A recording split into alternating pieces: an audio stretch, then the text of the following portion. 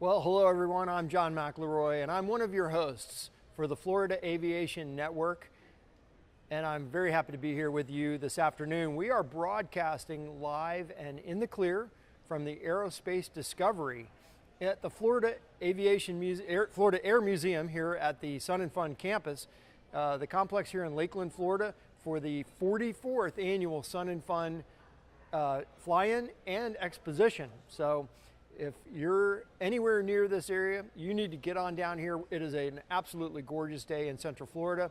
We are having a great time here at the Air Museum to introduce you to some of the people that are involved with putting on this air show. And my next guest is Bob Meder, the chairman of National Association of Flight Instructors. Bob, how are you? Welcome. Thanks, John. Okay. Real good. How are you? I'm having a great time. I've been meeting all kinds of people. The air show, I was here yesterday, but today I'm on camera. It's unbelievable. Every time the weather's perfect, you know, and today we're interviewing people like yourself, and I'm learning about your organization. We're sharing that with the rest of our viewership. So let's kick in and tell me a little bit about NAFI and what's going on at NAFInet.org. As chairman, what is going on at NAFI? Well, we've been here we're starting our 51st year this year. We celebrated our 50th anniversary last year. We are a professional organization of flight instructors. Our goal is to help improve the flight instructor community and thereby help improve aviation overall. Flight instructors touch every part of aviation, ranging from student pilots from the very beginning, all the way up through test pilots. Think about it. Airlines have instructors. They have recurrent training. So we're interested in all of that, and we're interested in disseminating the best practices and helping our members become better. And all instructors, not just our members, but obviously our members all become better at what they do.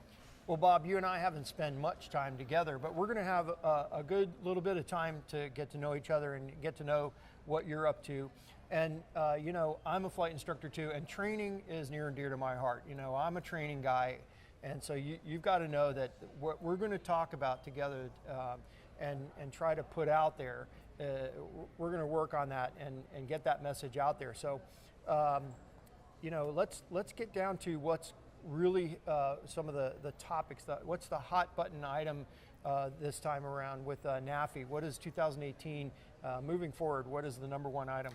Well, the number one item for us is in 2017, we introduced the professional development program, and we kicked it off with a pretty big splash at Oshkosh last year. Excuse me, at the Professional Development Center. And that was a lot of hard work by a lot of good people. I can't take the credit for it.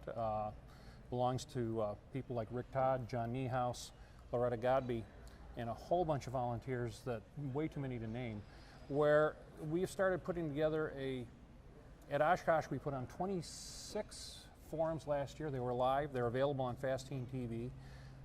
And the whole goal was to get instructors thinking beyond the check ride, beyond that ride with the FAA inspector or the DPE for their initial certification or even their double I or multi-engine rides, and get them going on and learning about the business side, learning something about psychology of students, learning how to better present themselves to students.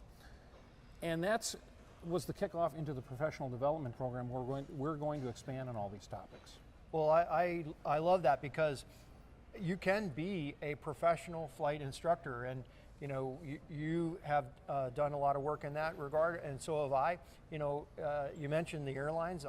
I've done that as well. You know, it developed courseware, and it was an extension of what I had done as a CFI and an assistant chief pilot. And you know, so you're taking those skills that you learn initially when you go and you get your check ride. Now you're an instructor, and you want to take that a little bit further. Believe me, there's a real market and a strong market these days. And looking out the next 10 to 15 years, there's a nonstop pipeline of ready-made, you know, business opportunities there. And I don't just mean for making money, but for making a difference. And Exactly. That's really what you're getting at. Exactly.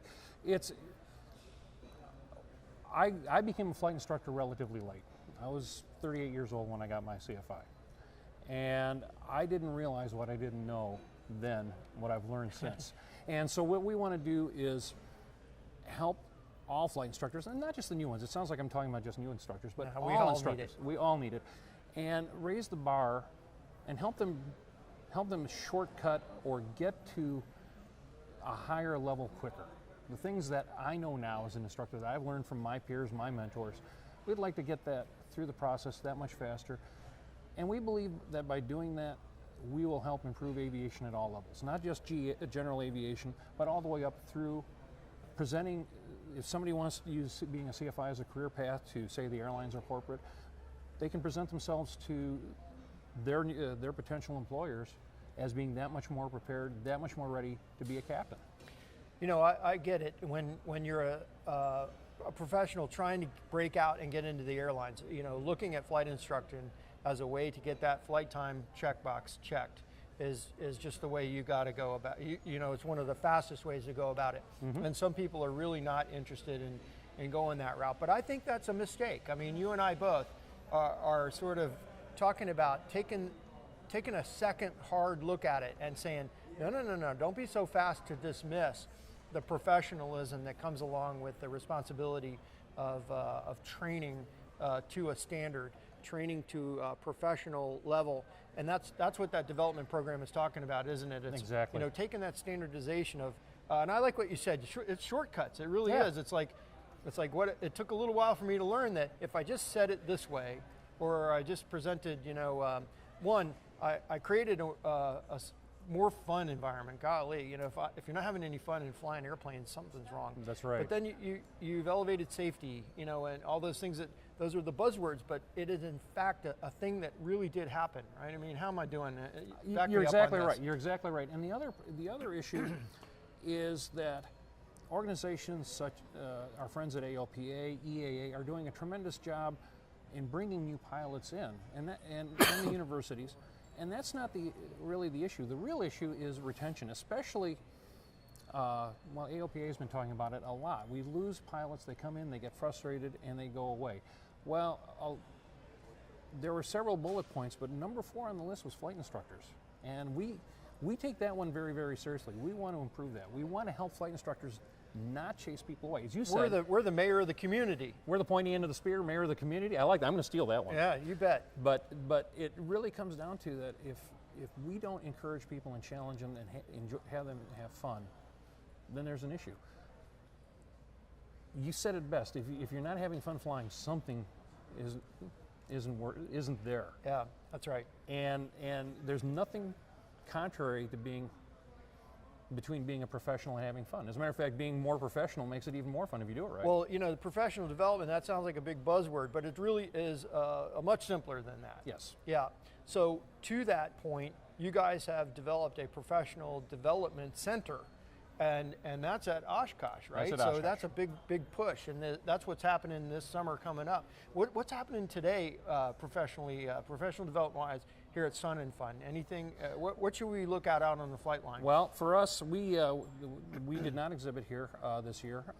We put all our resources into going to some of the regional fly-ins with ALPA. We'll also still we get to promote it here. You know, Mm-hmm. all good. Yeah, definitely. No harm, no foul. I'm sneaking that in. That was a plug. Anyway, straight up plug. But we'll also be at the Alaskan Air Show. Good. Excuse me. So we'll be at a few of the ALPA fly-ins. And then we will also, of course, the big push at Oshkosh. Right now, we're part of the reason that we had decided to really push the other shows is not so much anything with Sun and Fun, but more we're taking a lot of time to put together the PDP, the Professional Development Program, so that we have it road ready and that we can get it out there and make it more portable. If you come up to Oshkosh, you'll see a really, really big tent. And a really big display. We plan to have 26 forums there. I was just going to talk about the forums that you're getting ready to do. So all during that week, you've got seminars and forums that are going to be presented in this tent. And you know, give me an example of some of the content that people are going to get if they attend these forums. Well, we have everything ranging from how to be a better businessman, how many flight schools and flight instructors don't realize that they're in the service business. Listen, I do very well as a professional pilot, but I do even better on a one-to-one basis, business-wise, as a flight instructor. You know, I have more fun and I make a fair amount of coin because of the professionalism. So don't let that go. It's definitely a way to go. So talking about that, we'll be talking about how the best way I can say it is meet your students, understand that one size doesn't fit all. So understanding the psychology of your student, understanding how you have to adapt to the student, and I'm going to borrow a phrase from John King. Talk about the learning pilot rather than the student. Start treating them as a fellow professional instead of having this high-low type of relationship. Listen, we all try to strive to deliver more, over deliver and under promise, Right. For sure. That's going to pay off, Yes. as it were. So these are the lessons that we'd like to put out there. So other examples, being better businessman, how to tips and techniques in training. One of the things we'll have is a full motion simulator. We'll have a full motion simulator. We'll have somebody playing a CFI being that student. Okay. I will say student in this case, that learning pilot with a capital T. And what we're going to do is set up scenarios, and pardon the pun, on the fly, the person sitting in the instructor seat's got to figure out what to do about it and how to coach them out of a bad situation. So those are the types of things that we're doing. It's under development. We're working on our volunteer list right now as we speak. And if folks take a look at let me try it again. Our members, when they get the newsletter, will see some opportunities to start volunteering with us. And we're putting the schedule together right now. Wow, that sounds great. Well, and I can't wait to see it. I haven't quite booked my ticket, or I'm not sure who I'm flying up with yet, but maybe I can get one of the students. I'm a Sea Ray guy, so I'm actually in the amphib seaplane side of things, and so we do. It's kind of crazy. It's a tailwheel amphib, So we're landing on the water. We're landing on the land with tailwheel operations. It's a high-mounted pusher engine. Some of them have glass cockpits and super high performance in terms of, we're off the ground in 300 feet and that sort of thing. So a lot of moving parts when you come over to my side of the training arm, and you gotta bring your A game as an instructor when you've got a lot of those variables moving on. So it's the stick and rudder stuff. We will be talking about stick and rudder techniques. Also, we're soliciting for that, but we're also trying to go beyond. I think really the biggest thing is we want to take it beyond the check ride, beyond the PTS now, the ACS when it comes out, and really take it to the next level and say, this is what it really takes to really service your customer really well. The other piece that we'll have there is we hope to have several of our master instructors there as mentors, and we'll have a mentorship area. So basically, organized hangar talk, a topic, and let's figure out how we deal with whatever. Well, listen, I like that you're going to have the master instructors there, but I want to sort of step sideways on that theme there, because you're a CFI, yes. But not just any old CFI. Our viewers don't know that you've been CFI of the year. No, I wasn't. I was regional CFI of the year. I think that counts. I don't know. Okay. Central region. Okay. I mean, beating out all those guys to the Central region. Tell me a little bit about getting that award. That must have come out to you from left field and said, "I did what?" Well, it was. I'm a little surprised at the question. I wasn't expecting it. You've done your research. I applied, and several mentors of mine in the St. Louis and Omaha area asked me to apply, and the Lincoln FSDO liked what they saw, and they submitted it nationally and or regionally. I became the regional, and it was more a process of documenting what I did. I didn't honestly think that what I'd done was any great shakes. I was just trying to take care of people and try to We hear that theme all the time. National Association of Flight Instructors is a partner. We've always partnered with you and the Florida Aviation Network through, this is a project of the National Aviation Safety Foundation. Right. And so NASF, working with NAFI. NAFI's easier. Thank you. The acronyms are going to kill me one day, but try being a space geek. Anyway. Except as provided in paragraph B. Right. We together have partnered to work on these projects, and so the Certified Flight Instructor of the Year is a major project that we hold near and dear to our hearts. So I just appreciate that you first off, you were blown away because you were doing something you love to do, and you didn't think anything of it. For you, it was like breathing air. Exactly. And now all of a sudden you're like, what do you mean I'm going to get acknowledged for breathing air, right? Exactly. It was exactly right. Well, we did in fact acknowledge you, and we want to definitely shout that out again. Well, thank you. That's very kind of you. But it wasn't the first time. It actually happened again, right? I mean, it kind of. Well, what happened was I was living in St. Louis. John Typen, my instructor Rick Albrecht, the late Rick Albrecht, who was my mentor, who I miss very, very much, encouraged me to apply in the St. Louis, at the St. Louis FSDO. I was the St. Louis CFI of the Year, and the following year I'd moved to Nebraska, and they encouraged me to apply again, and I did. And that's how the regional came about. Right. And again, I was very much surprised.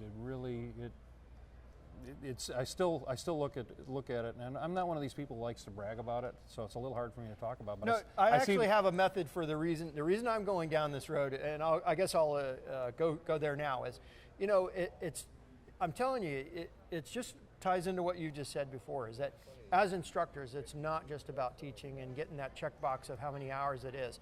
There really is an avenue for pilots to travel, yes, and kind of be surprised by the impact that you make and don't even know it. So the work that you do gets out there in the funniest of ways, and this is that way. Well, let me build. May I build on that for a second? Of course, that's what I'm getting at. There we go.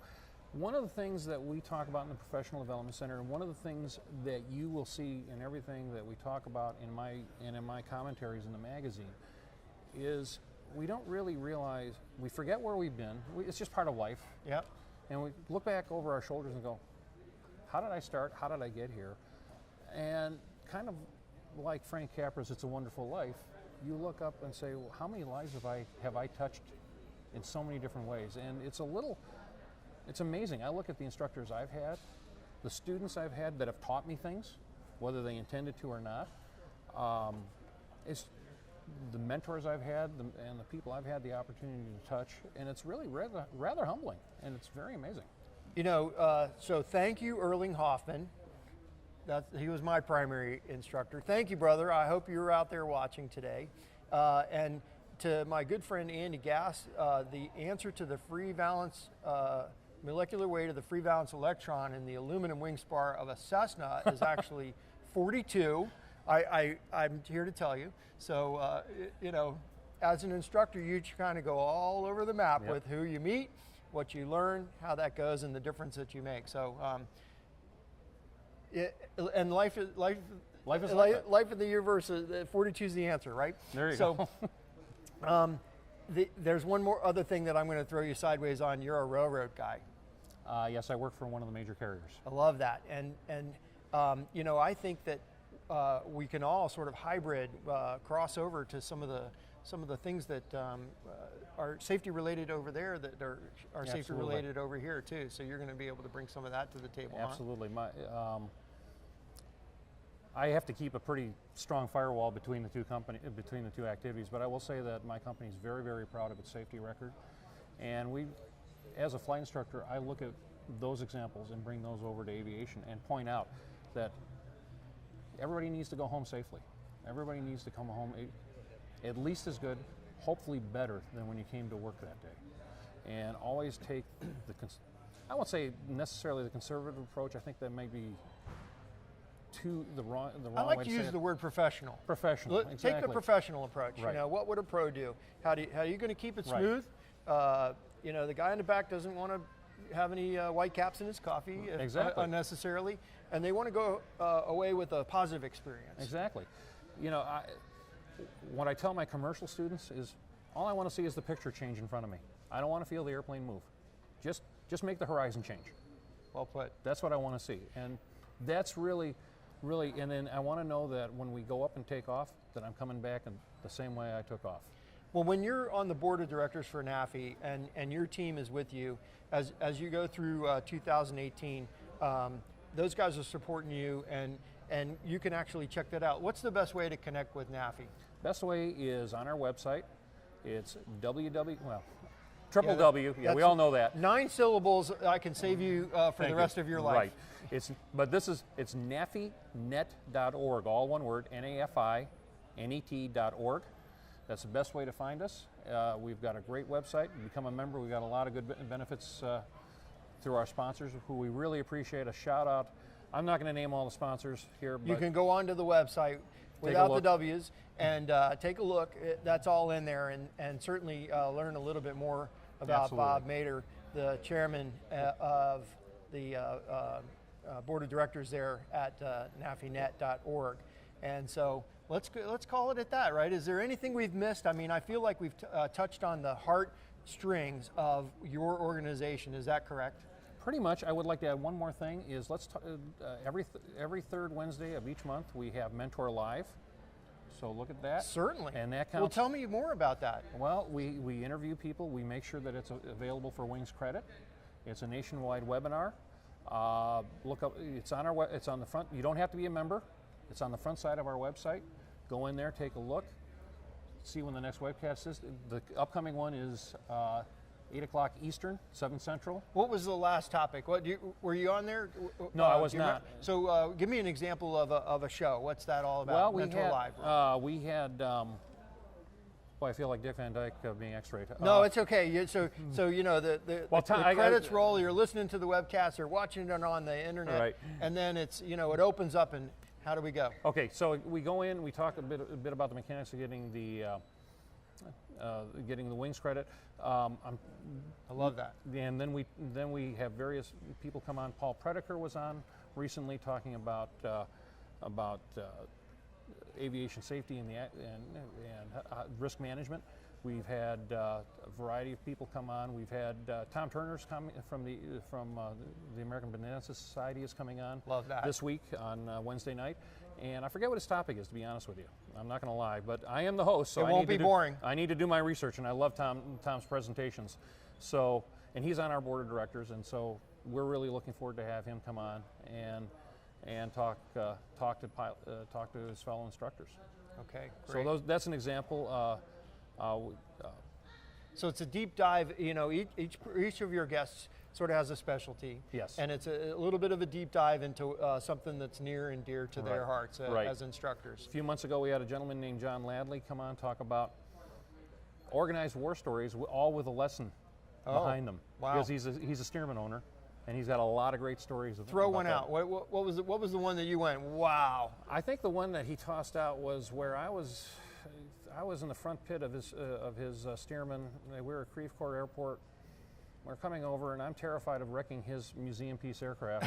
No doubt. We were supposed to be lining up on the grass, and he very calmly said, "Bob, that's a cornfield." Whoops. Why don't you go over to the left just a little bit? Bob, that's a cornfield. Very calmly, no excitement, no. Looked good enough to you. What's your point there, Bob? It was green. It was green. No, As I said, I was so nervous about damaging his beautiful airplane. So that's one of his war stories. How did you like flying that aircraft? It's kind of different, isn't it? It's a hoot. Yeah. It is an absolute hoot. Yeah, when you fly an airplane that, like we do for primary training, which has kind of had some of the bad habits trimmed out of it. Mm-hmm. It's engineered to fly. The wings will come back level, and when you land it, the nose will kind of straighten itself out, right? But you get into one of those, and now all of a sudden things begin to unravel because you have to manually fix the problem. What I found really fun is in the CT, taking another instructor up and saying, "Okay, this is why we harp on rudder pedals."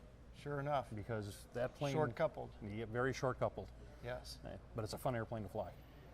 Well, when you give up stability, you gain performance. There you go. Well, I'll tell you, we've got just a couple more minutes. I just want to drag that out a little bit more because I'm having a good time talking to you as well. And I just want to hear a great training there I was. Give me one that, he walked away and said, wow, that was the most, I really learned a lot. And then the one, and you said the same thing to yourself. You go, wow, the two of us walked away, and then give me a good one. When I was a young flight instructor, I had a young lady wanted to learn how to fly, and we were in a Cessna 172, an older vintage with the 40-degree barn doors. Okay, and those would be flaps for yes, those of you who flaps. don't know what Sorry about barn that. doors are. Sorry about that. So you know what I'm talking about, though. And so we were north of the GM plant in Wentzville, Missouri, a practice area that we use out of Spirit. And she had just read up on stalls. That was the lesson of the day, was approach stalls. So she cleared the area. She did everything right. Everything looked good. And she brought the power back. We got the horn, got the stall buffet, got the stall. Of course, I'd already demonstrated one, but we'd done all that. And next thing I knew, we were. I'll just say this: there was a lot of blue sky where I didn't expect it. Right. She pushed that nose over so fast, and I took it and said, "Okay, we're just going to level this out real carefully now." And I looked back, and yes, the tail was still attached. And I looked over and said, "What was that all about?"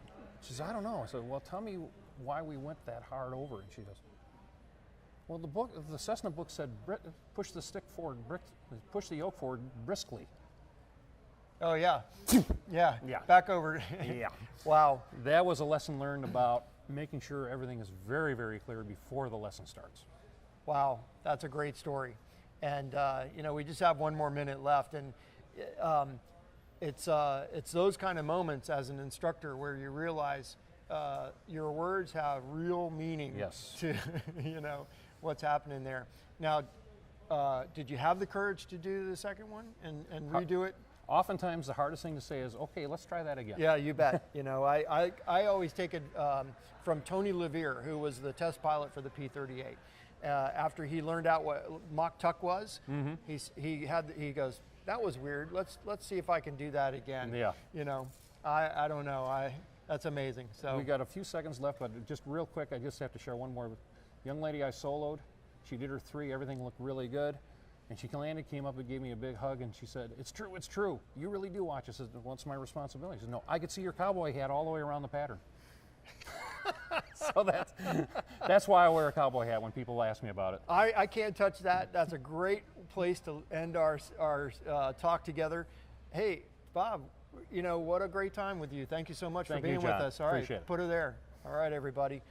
I've been with Bob Meder, the chairman of the board for National Association of Flight Instructors. You can check them out at nafinet.org. And John McLeroy for the Florida Aviation Network. We will see you next time.